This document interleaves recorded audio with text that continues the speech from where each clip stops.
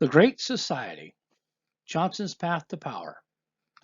LBJ was first elected to the U.S. House of Representatives in 1937.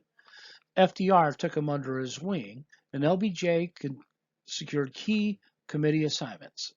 In 1948, he won the Democratic primary for Senate by 87 votes out of 900,000 cast. And back in those days, a Democrat in the South, that's all you needed to win, because a general election, you could easily defeat your Republican opponent.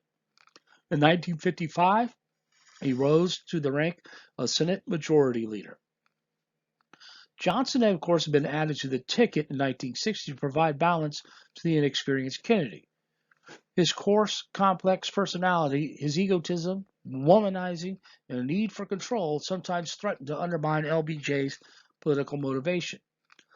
After Kennedy's assassination, he was sworn in as president, and despite the animosity that had grown between the Kennedys and Johnson, he continued Kennedy's domestic program, and through his leadership had most of it passed.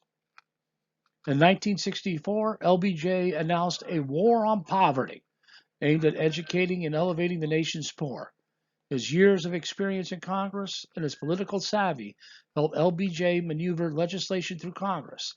With remarkable success, he used JFK's new popularity as a martyr to push through the proposed civil rights and tax legislation that became mired in Congress until under Kennedy's leadership.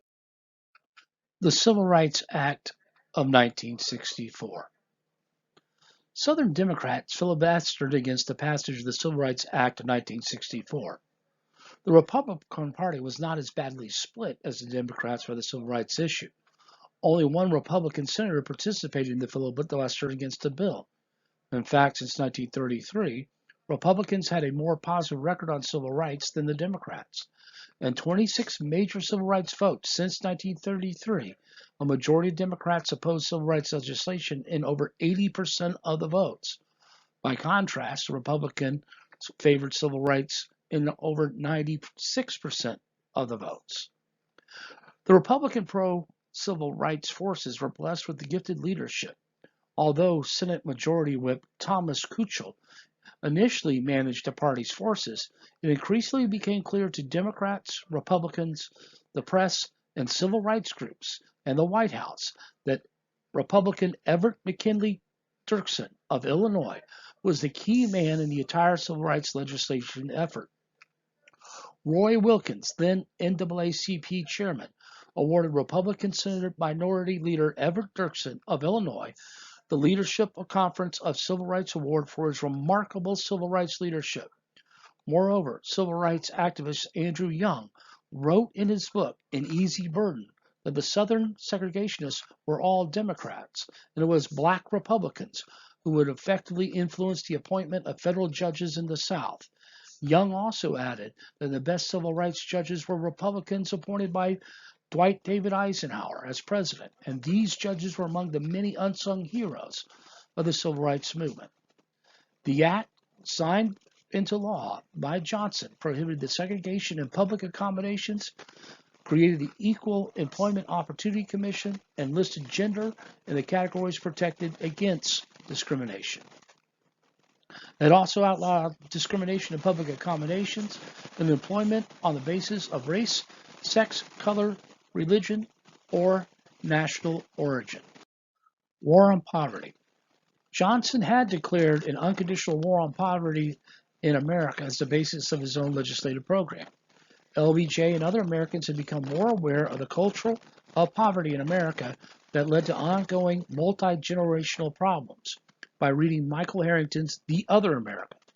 Johnson suggested that and pursued the passage of a variety of bills that he believed would begin to confront poverty in America, although he recognized it was not something that could be solved in one lifetime. The Great Society theme of Johnson's administration focused on poverty, education, and civil rights. Democrats would nominate LBJ for president and Senator Hubert Humphrey of Minnesota for vice president. The Republicans faced an uphill battle to defeat LBJ. They nominated Senator Barry Goldwater of Arizona, a conservative, for president.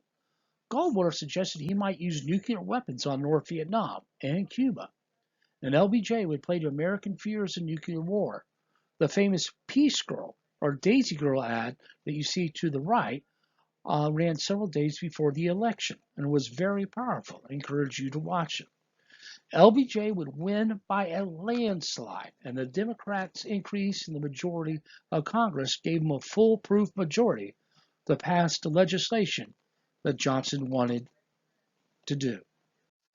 Upon his election, Johnson launched his Great Society program to achieve freedom and opportunity for all by funding education, conservation, and health initiatives. He was very successful at getting domestic reforms passed in Congress due to the large majorities of Democrats that gained in Congress in the '64 election. Medicare was basic medical insurance for the elderly, financed through the federal government program and created in 1965. Medicaid was a supplementary medical insurance for the poor, financed through the federal government program created also in 1965. The National Endowment for the Humanities. The Higher Education Act of '65 established a national teacher corps and sought to make college more affordable for students by increasing federal grants, creating scholarships for low-income students, and providing low-interest loans. In the end, the Great Society generated 435 bills that would pass Congress. The Immigration Act abolished the use of quotas in allowing people to migrate to the United States. These quotas had been in effect since the 1920s. The Voting Rights Act of 1965.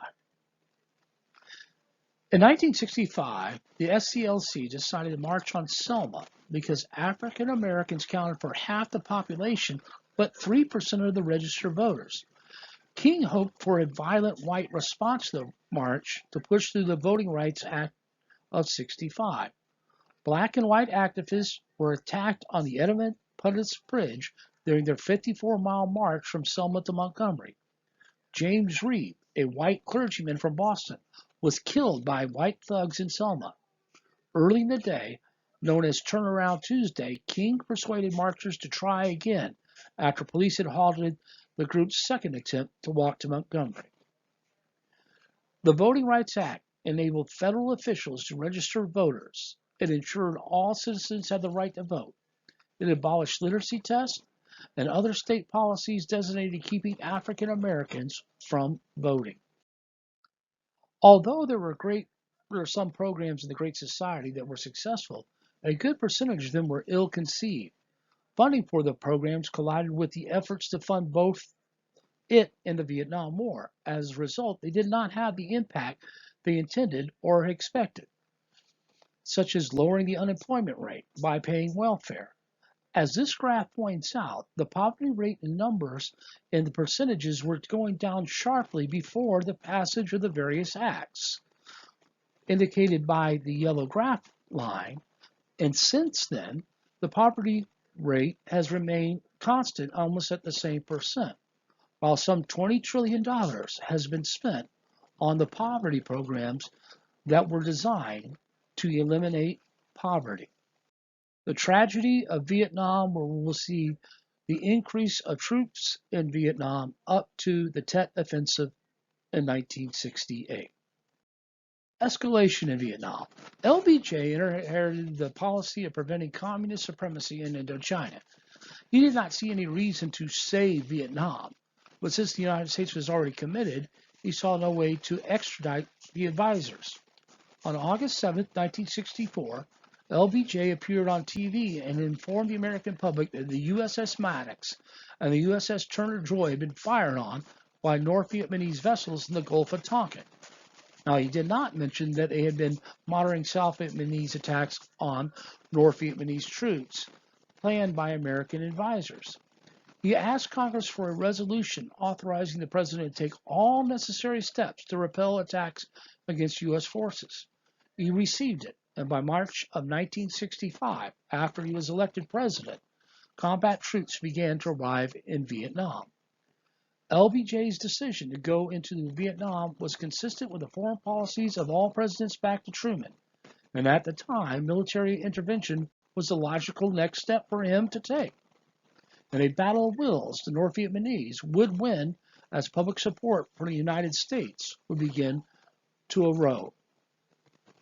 Decision to escalate. President Johnson would dispatch his first American ground troops.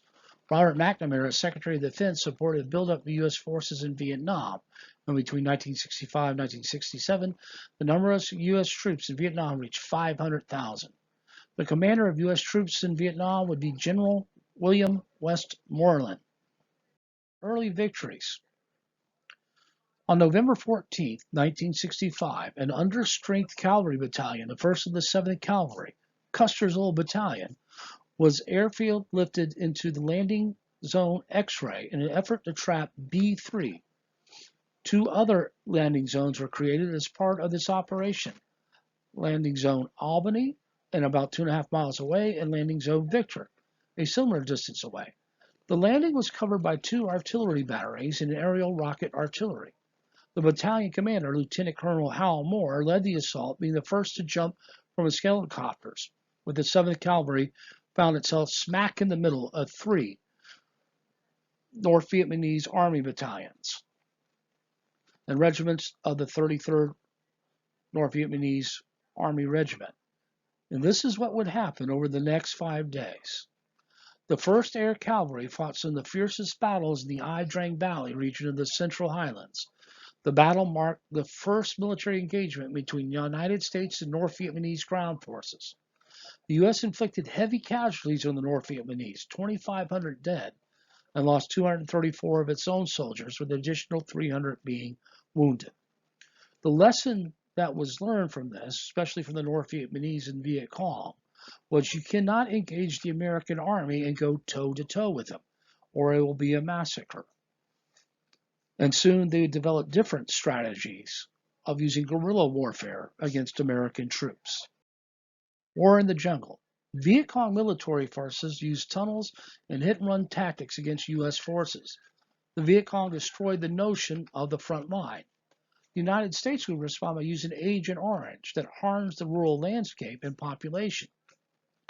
Napalm was also used to flush out the enemy, and the frustrations of guerrilla combat, brutal jungle conditions, and the war stalemate caused a decline in U.S. troop morale. A working class war. Draft policies favored young men from privileged backgrounds. In the early years of the war, a young man could be automatically deferred from the draft by enrolling in college. Most American soldiers in Vietnam are minorities and lower class whites. African Americans would make up as much as 20% or even more of Army personnel at the start of the Vietnam War. They volunteered for infantry and also airborne units. Most American women in Vietnam served as military nurses or as volunteers. Roots of opposition. The New Left included such activists such as the Students for a Democratic Society, SDS, and the Free Speech Movement, FSM, who pushed for social and political changes. SDS and FSM tactics spread to college campuses nationwide, and college students began joining together to protest the Vietnam War. Campus protests would mount as more college students became eligible for the draft. So it did not matter if you were in college or not, you could be drafted. So although college students weren't initially against the war, now since they could get their butt shot at, the whole attitude changed. And more young Americans began to resist the draft. The American public becomes deeply divided into opponents and supporters for the war in Vietnam. Hanoi's view of American opposition mostly is devoided in a lot of American textbooks. Here is Colonel Buten, who was part of the General Jet's general staff during the Vietnam War. After the war, he became frustrated with the communists and fled to exile in Paris, France. In an interview that he gave to the Wall Street Journal on August 3, 1995, he was asked a series of questions by the reporter. Question: was the American anti-war movement important to Hanoi's victory? His answer: it was essential to our strategy. Support of the war from our rear was completely secure, while the American rear was vulnerable. Every day our leadership would listen to world news over the radio at 9 o'clock in the morning to follow the growth of the American anti-war movement. He claimed that visits to Hanoi by people like actress Jane Fonda and former Attorney General Ramsey Clark and ministers gave us confidence that we should hold on and face the battlefield reverses. We are elated when Jane Fonda, wearing a red Vietnamese dress, said at a press conference that she was ashamed of American actions in the war and that she would struggle along with us. The Tet Offensive. U.S. officials had been predicting that an American victory was near. General Giap, the person you see pictured in the right-hand corner, was commander of North Vietnamese Army forces. He clearly indicated that NVA forces were without sufficient supplies, and he had been continually defeated time and time again. By 1968, NVA morale was at its lowest point ever. The plan for Tet 68 was their last desperate attempt to achieve a success in an effort to boost the NVA morale. Simultaneously, the cities and towns of South Vietnam were attacked, dubbed the Tet Offensive, due to occurring on the Vietnamese New Year. Early in 1968, North Vietnamese and Viet Cong launched a surprise attack on January 21, 1968. In Khe Sanh, the Marines could shell the Ho Chi Minh Trail from their fire base in Khe Sanh. The NVA and VC attacks on the Marine fire base at Khe Sanh would result, and the Marines would hold fast and steady for the next 2 months. Saigon. While the world was watching the drama unfold at Khe Sanh, however, NVA and VC regulars were also drifting into Saigon, Hue, and most of South Vietnamese cities. They came in twos and threes disguised as refugees, peasants, workers, and RVN soldiers on holiday leave. In Saigon, roughly the equivalent of 5 battalions of NVA VC gradually infiltrated the city without anyone informing or any of the countless security police taking undue notice. Weapons came separately in flower carts, jury-rigged coffins, and trucks apparently filled with vegetables and rice. There was also a VC network in Saigon and the other major cities, which had long stockpiled stores of arms and ammunition drawn from hit-and-run raids or brought openly on the black market. The Viet Cong had blown a wall in the U.S. Embassy compound and killed several MPs and entered the grounds. The few remaining American guards withdrew into the embassy building and locked the doors. Although the Viet Cong had ample supply of explosives, they did not press their attack. Both officers in charge of the Viet Cong squads had been killed in the initial assault, and the remaining guerrillas just miled aimlessly around the grounds. Eventually, American reinforcements arrived, and in the morning, 6 hours after the attack, MPs retook the embassy compound, killing the remaining Viet Cong. The main NVA-VC goal was the Citadel, an ancient imperial palace covering some 2 square miles with high walls several feet thick. NVA troops assaulted the Citadel and ran up the VC flag on the early morning of January 31st, but were unable to displace RVN holding out in the northeast section. Thousands of prisoners were set free, and thousands of enemies of the state, government officials, sympathizers, and Catholics were rounded up, and many were shot on orders. The fight for Hue would end on February 25th at the cost of 119 Americans and 360 the Army of Vietnam dead, compared to about 16 times that number of NVA-VC dead. In the villages outside Hue, the battle went on for another week or so, as retreating NVA-VC took over the villages just long enough for them to be destroyed by bombing and concentrated artillery shelling. Civilian deaths and refugees increased. Giap's ambition to win a massive victory against the Americans was thwarted by massive aerial bombardments of the NVA positions. Khe Sanh was finally relieved on April 6, and 4 days later, Lang V was reoccupied. Fighting continued around Khe Sanh for a time, and Giap had long since given up any hope of overrunning the base. The aftermath of the Tet Offensive undermined the American public's pride in the Vietnam War. The military attacks failed, but television coverage showed that the brutality of the war, lowering civilian morale. The request for 200,000 more troops led to a reevaluation that advised Johnson to disengage. According to Colonel Buten in his interview with the Wall Street Journal, he said that Giap had been frustrated at Khe Sanh, and defeated in South Vietnamese cities.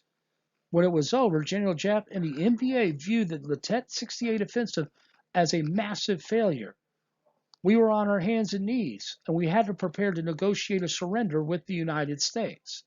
At the time, there were fewer than 10,000 U.S. casualties. The Vietnam War is about to end, and the NBA was prepared to accept their defeat. Then they heard Walter Cronkite, CBS News anchor and correspondent, on TV proclaiming the success of the Tet 68 offensive by the Communist NBA.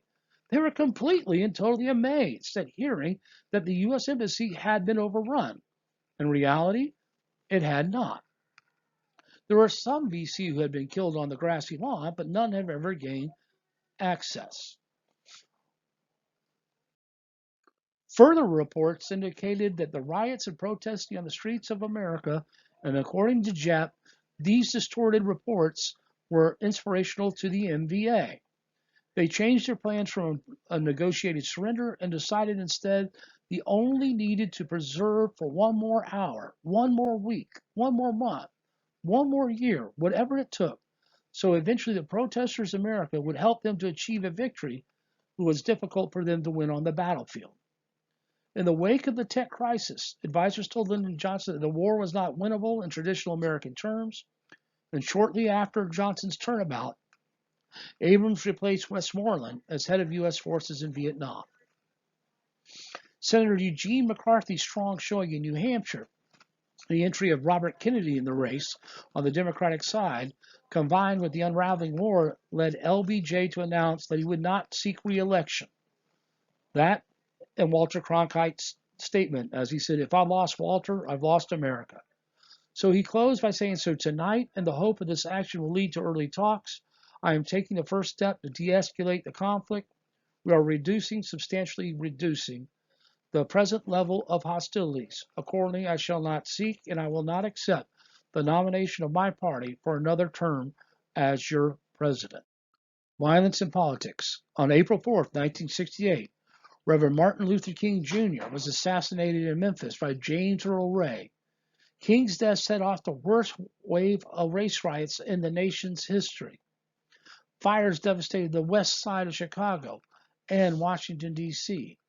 On June 5, 1968, Robert F. Kennedy, after winning California's primary, Kennedy was in position to receive the Democratic nomination and face off against Richard Nixon in the general election.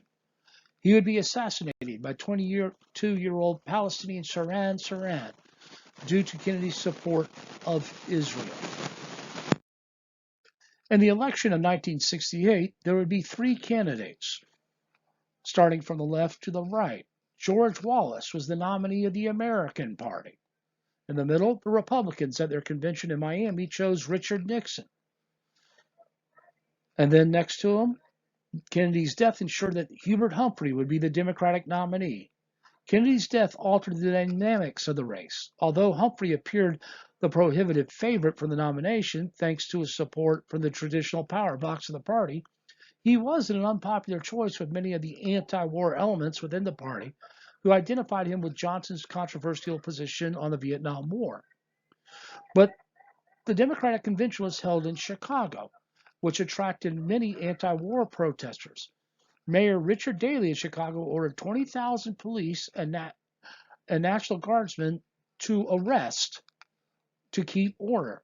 But when they could not, anxious reporter broadcasts saw the riots across the nation, and Americans watching their TV began to associate unrest and violence with the Democratic Party. The results: Richard Nixon won the presidency with the help of George Wallace, the American Independent Party candidate. Wallace won several southern states, offering an alternative to white Southerners unhappy with the Democratic Party, but not yet prepared to vote Republican. He also drew northern working class votes away from Hubert Humphrey and thus helped Nixon to take several Midwestern states.